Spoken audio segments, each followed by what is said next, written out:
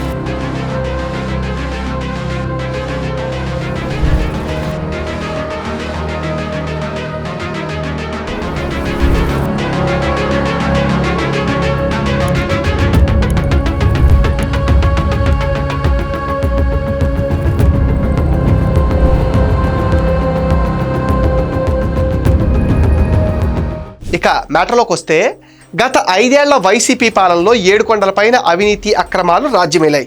భక్తి పారవస్యాలకు బదులుగా టీటీడీలో తవ్విన కొద్దీ బయటపడుతున్న కుంభకోణాలు సామాన్య భక్తుల్ని కలవరపరుస్తున్నాయి. ఒకవైపు తిరుమల పరకామణి చోరీ ఇష్యూ, లడ్డూ ప్రసాదం తయారీలో కల్తీ వాడకం, పట్టు వస్త్రాల కొనుగోలులో అవకతవకలు లాంటి అంశాలపైన విచారణ జరుగుతూ ఉండగానే మరో షాకింగ్ స్కామ్ ఒకటి వెలుగు చూసింది. తాజాగా తిరుపతిలోని శ్రీ గోవిందరాజస్వామి వారి విమాన గోపురం పనుల్లో 50 కిలోల బంగారం మాయమైందనే ఆరోపణలపైన విజిలెన్స్ విభాగం లోతుగా విచారణ జరుపుతోంది. తిరుపతిలోని గోవిందరాజస్వామి సమున్నత గోపురాలు అపురూప శిల్పకళా సంపదలతో అలరిస్తూ ఉంటాయి. ఈ దేవాలయం 1000 సంవత్సరాలకు పైగా నిత్యం పూజలు అందుకుంటుంది.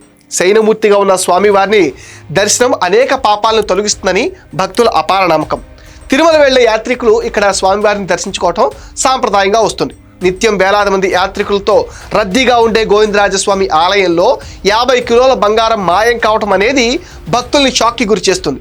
గోవిందరాజస్వామి ఆలయంలో 30 విగ్రహాలు ధ్వంసమైన విషయం కూడా సంచలనంగా మారింది.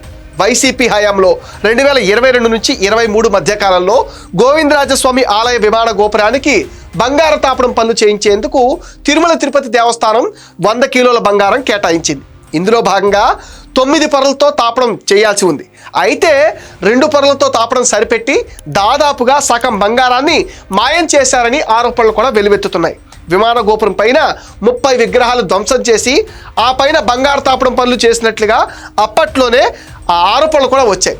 ఈ అంశాన్ని బయటకు రాకుండా నాటి టీటీడీ చైర్మన్ వైవి సుబ్బారెడ్డి, ఈవోగా ఉన్న ధర్మారెడ్డి కూడా జాగ్రత్త పడినట్టుగా సమాచారం. విమాన గోపురం పనులకు అసలు కాంట్రాక్టర్ను కాదని సబ్లీజ్ కింద వేరే ఇద్దరికి పనులు అప్పజెప్పినట్టుగా దేవస్థానానికి ఫిర్యాదులు కూడా అందాయి.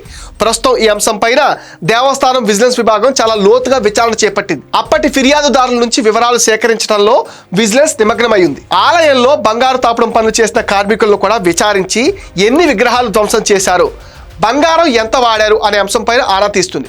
మిగిలిన బంగారాన్ని ఎక్కడికి తరలించారు, దీని వెనక ఎవరున్నారనేది విజిలెన్స్ విచారణలో తేలనుంది. ఈ బంగారం కుంభకోణానికి తోడు తాజాగా మరో స్కామ్ కూడా బయటకు వచ్చింది. వైసీపీ అధికారంలో ఉన్నా లేకపోయినా హిందూ మతం పైన దాడి చేయటమే వారి ఏకైక ఎజెండా అని టీడీపీ నేత బుచ్చి రాంప్రసాద్ ఆరోపించారు. వైసీపీ హయాంలో 2 కోట్ల విలువైన తలనీలాలను మయన్మార్, థాయిలాండ్ మీదుగా చైనాకు అక్రమంగా తరలిస్తుండగా అసోం రైఫిల్స్ పట్టుకున్నాయని గుర్తు చేశారు. అవినీతికి ఆది పురుషుడు జగన్మోహన్ రెడ్డి అన్నారు. రాజకీయ అవినీతి పైన PhD చేయాలంటే జగన్కే మొదటి ర్యాంక్ వస్తుందని ఆయన ఎద్దేవా చేశారు.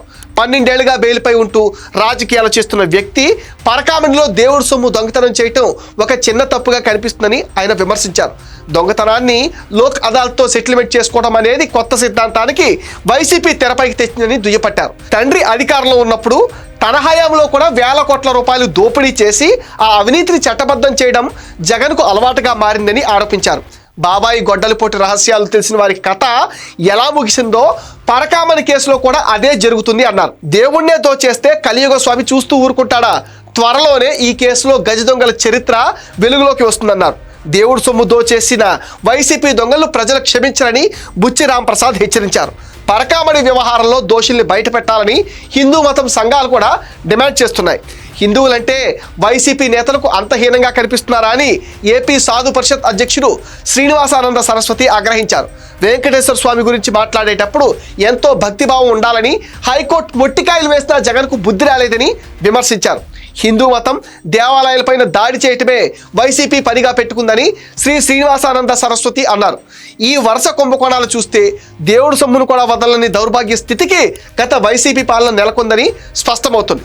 ఆధ్యాత్మికత ముసుగులో తిరుమలను రాజకీయ వ్యాపార కేంద్రంగా మార్చేసిన తీరుపైన ఇప్పుడు సర్వత్రా నిరసనలు వ్యక్తమవుతున్నాయి. తిరుమల పవిత్రతకు భంగం కలిగించే ఏ చర్యను ఉపేక్షించవద్దని భక్తులు టీటీడీని, కూటమి ప్రభుత్వాన్ని కోరుతున్నారు. ఇది మెటా న్యూస్ అప్డేట్. ఈ వీడియో పైన మీ విలువైన ఒపీనియన్ని కామెంట్ సెక్షన్లో మెన్షన్ చేయండి. Please support meta news. Please subscribe meta news.